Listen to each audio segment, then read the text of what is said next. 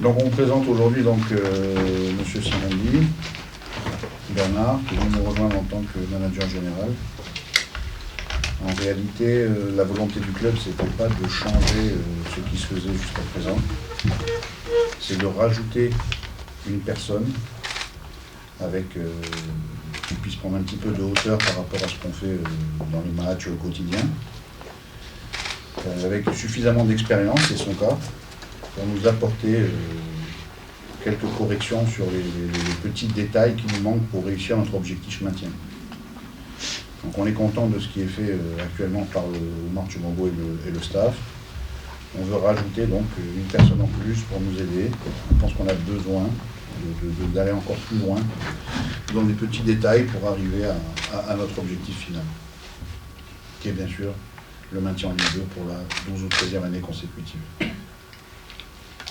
Qu'est-ce qui t'a incité, Michael, qu'est-ce qui t'a séduit dans le profil de... Comment s'est passé finalement le fait que Bernard arrive ici?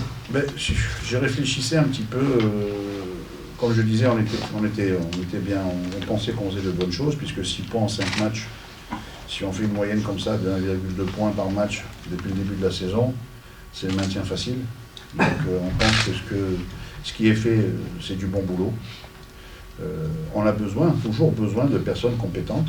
Donc ce qui m'a séduit dans le profil de Bernard déjà, c'est une personne très expérimentée, qui connaît bien déjà les championnats en France, qui connaît bien aussi les championnats africains, puisqu'il a beaucoup travaillé en Afrique, au Qatar, en Tunisie, voilà.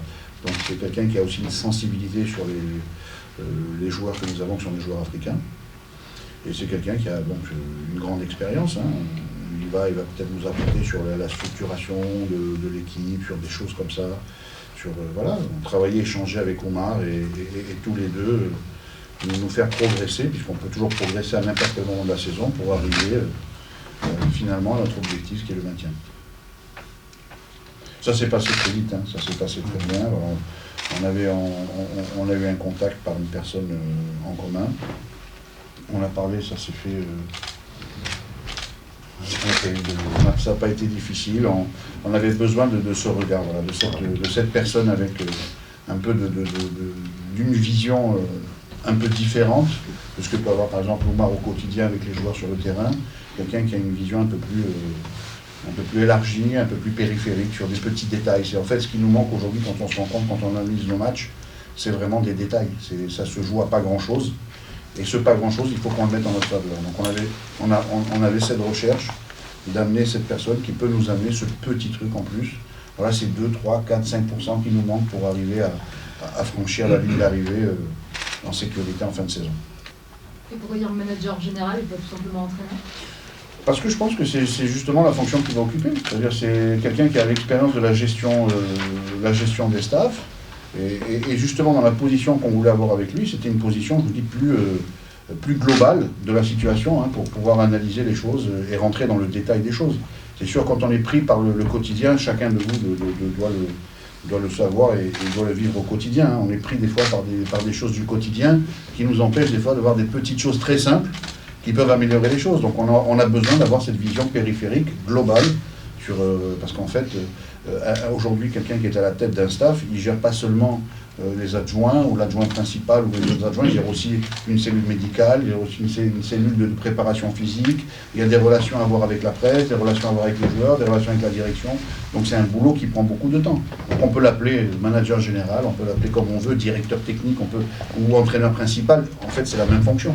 Hein, aujourd'hui, voilà, il a cette stature, cette expérience et cette vision qu'il nous faut pour arriver, on pense, au maintien.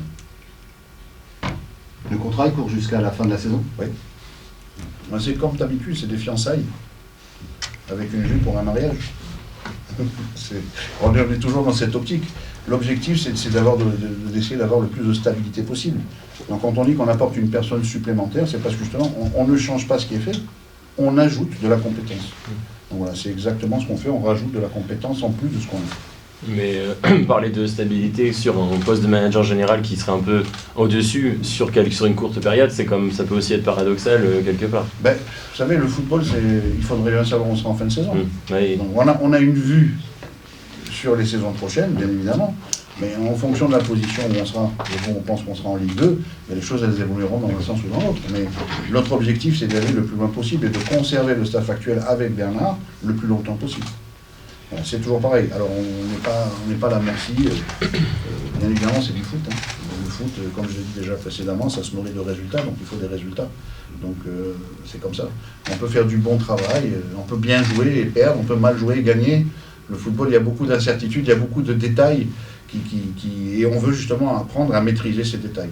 Donc c'est l'objectif quand on a pris une personne avec de l'expérience, qui a beaucoup de vécu.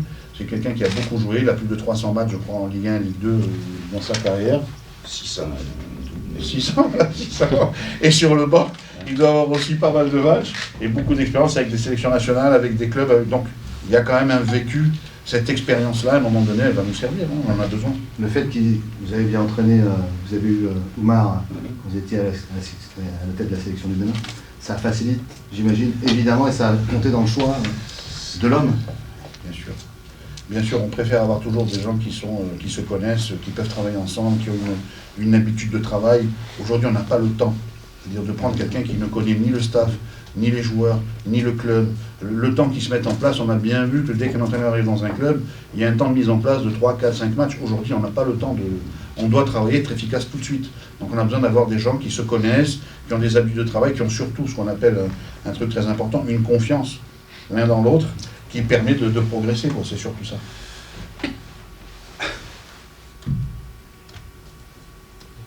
Bernard, vous pouvez peut-être en dire un petit mot de ce que vous avez déjà occupé ce poste-là un petit peu en surélevé, on va dire, et aussi est-ce que vous avez travaillé, j'ai perdu ce que je voulais dire du coup.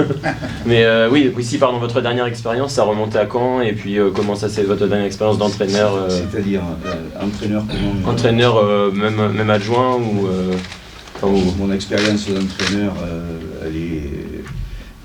j'ai eu à coacher une équipe là dernièrement en Libye. D'accord. Donc voilà.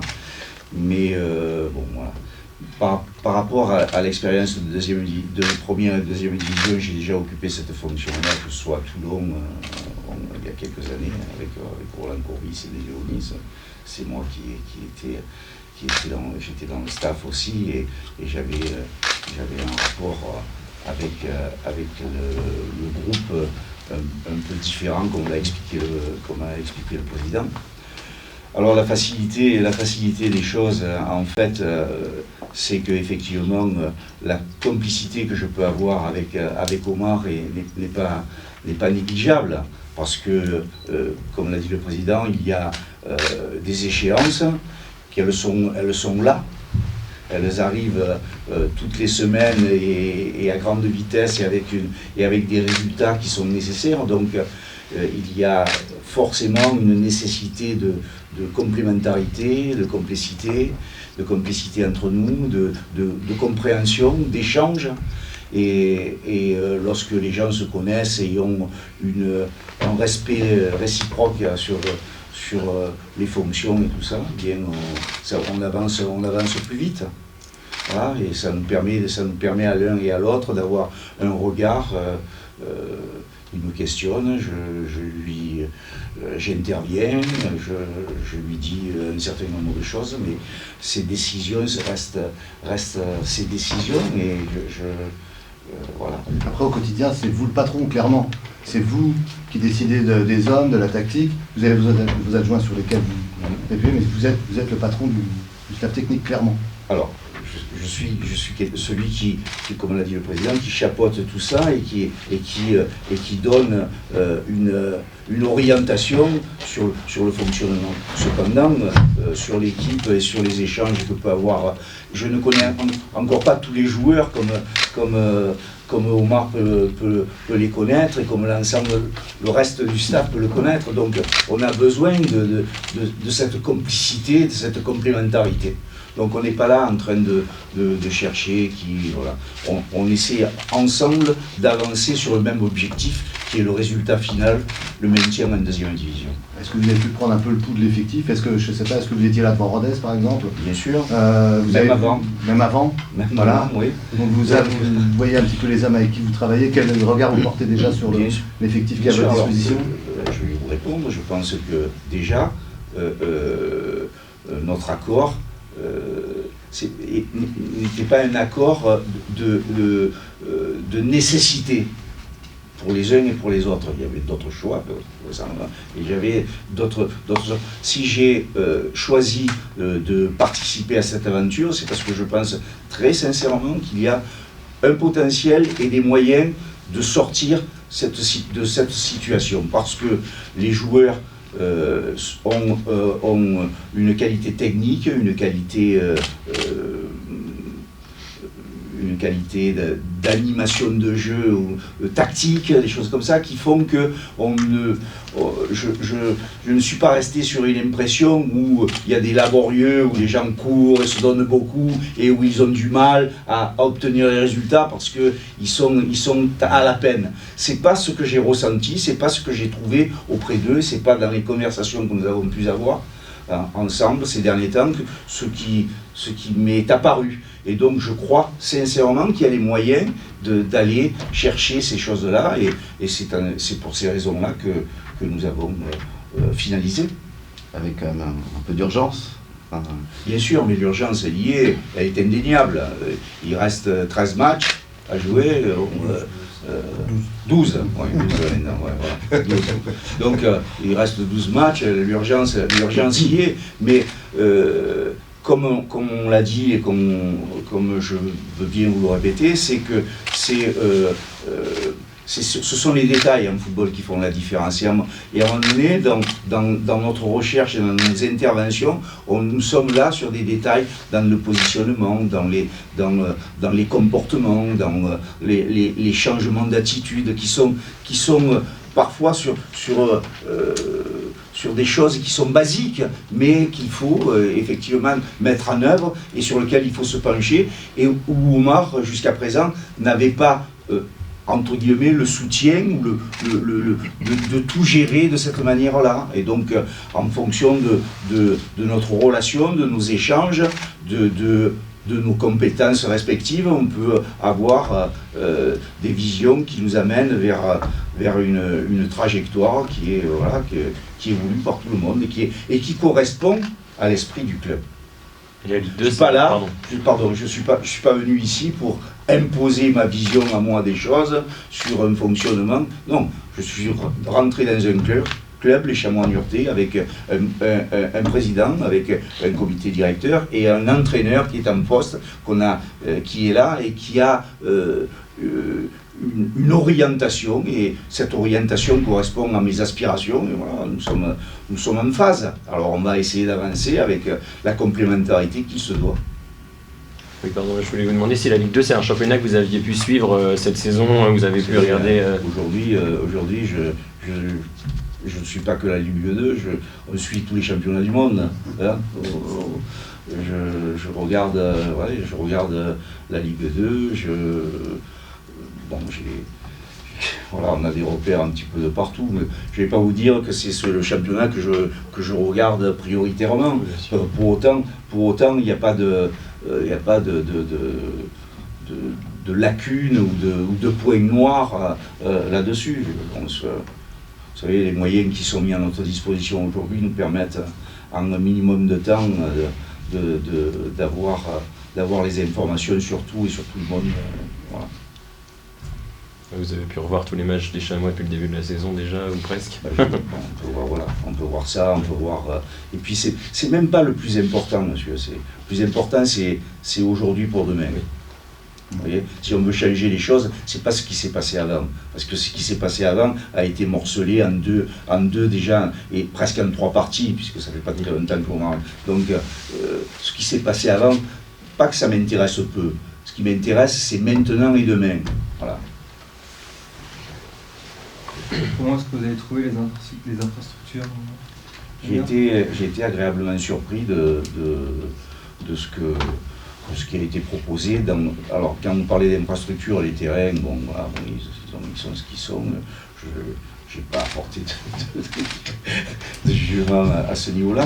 En tous les cas, dans la qualité de de la mise à disposition de ce qui est mis au niveau du staff, de l'encadrement, des préparateurs, de la cellule médicale et des choses comme ça. Je trouve que c'est même du côté médiatique avec l'intervention des gens qui nous découpent les matchs et qui mettent ça et qui participent au quotidien à tous les entraînements avec une vision globale de nos séances. On est en mesure d'avoir toutes les informations que l'on veut.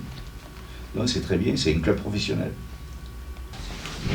Déjà, Oumar, tu n'as pas parlé tout à l'heure. Déjà, qu'est-ce que ça te fait de retrouver Bernard et de l'avoir à tes côtés Est-ce que déjà ça faisait longtemps que tu l'avais pas vu? C'est possible, déjà juste ça? Oui, ça fait longtemps qu'on ne s'est pas vu. On s'entend souvent. Ouais, d'accord. Donc ouais, c'est quelqu'un que tu connais bien? C'est quelqu'un que je connais très très bien, avec qui je suis resté en contact. Je l'ai eu comme entraîneur en 96 déjà à Grenoble. Après, je l'ai eu comme DPN en sélection, puis au Qatar après. C'est quelqu'un avec qui je m'entends super bien.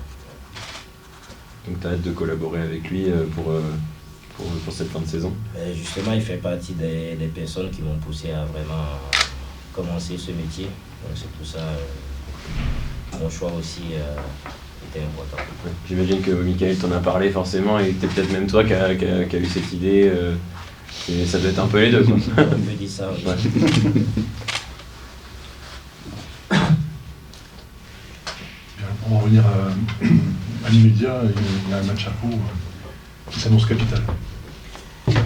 Avec une équipe qui est à 4 points devant, c'est pas le moment de perdre des pédales. Ouais, justement, donc c'est pour ça aussi la présence du coach, elle est importante aussi, parce qu'il a regardé les derniers matchs.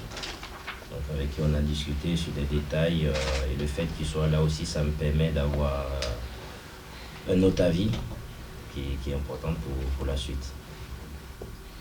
Qu'est-ce que vous avez identifié du coup, Bernard, sur ces derniers matchs comme point amélioré? On parlait de détails tout à l'heure, mais précisément, est-ce qu'il y a quelque chose dans un aspect où vous vous dites là, cet aspect-là, on peut faire mieux?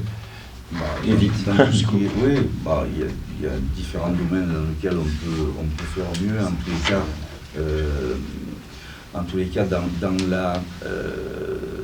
quand on est en possession de la balle et que l'on a à développer le jeu d'une partie basse du terrain et tout ça, il y a des priorités, un ordonnancement qui doit être mis en place et qui de temps en temps était transgressé par des comportements de certains joueurs ou l'incompréhension dans les déplacements des uns et des autres.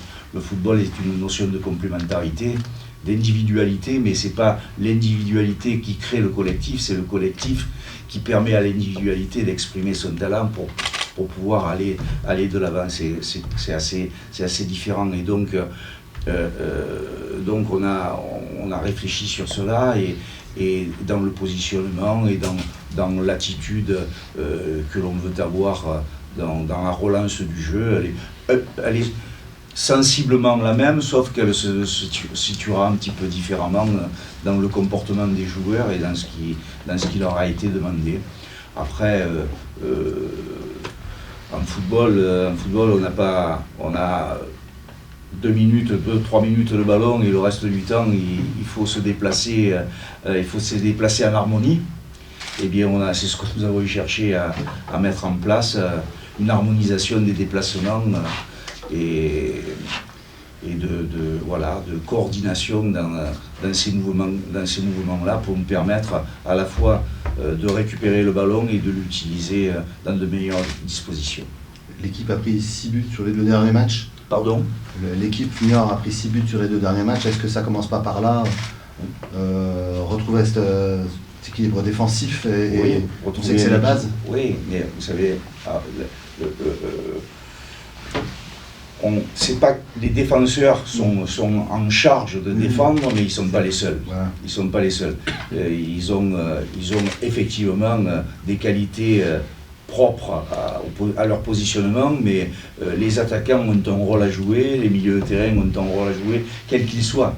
Alors à différents degrés, dans des comportements différents, on ne va pas demander à un attaquant de tacler ou d'avoir, mais il a dans son replacement, dans ce qu'il peut apporter, dans sa contribution sur le plan défensif, dans son positionnement, il peut apporter quelque chose qui est important et qui va permettre à son partenaire du milieu de terrain ou à son partenaire de la défense d'avoir un positionnement et un comportement défensif plus efficace. Ma question elle peut être un petit peu pour vous deux, mais vous parlez justement du collectif qui peut libérer l'individualité. Bilal Boutoba, on sent que les adversaires maintenant ils prennent à 2 voire à 3 pour l'enfermer. Ça sera aussi une des clés d'arriver à le libérer parce que ça reste le joueur clé en attaque de l'équipe.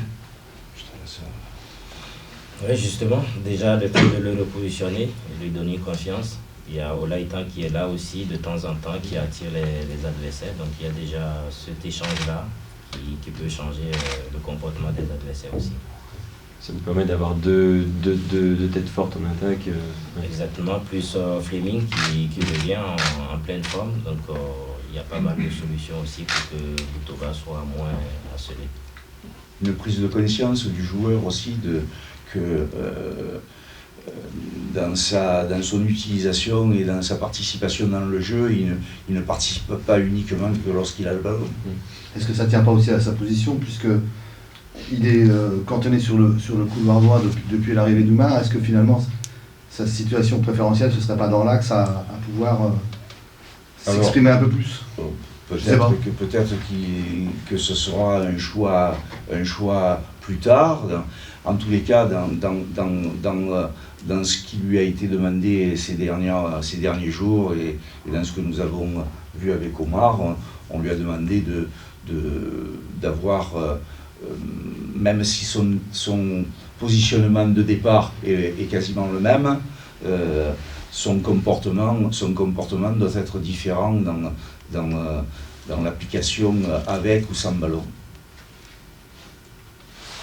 En face de vous, Pau, c'est la pire attaque de Ligue 2. Donc contre cette équipe-là, on parlait tout à l'heure de la solidité défensive, c'est une équipe contre laquelle vous ne pouvez pas vous permettre de prendre beaucoup de buts parce que eux ont cette difficulté-là depuis le début du championnat.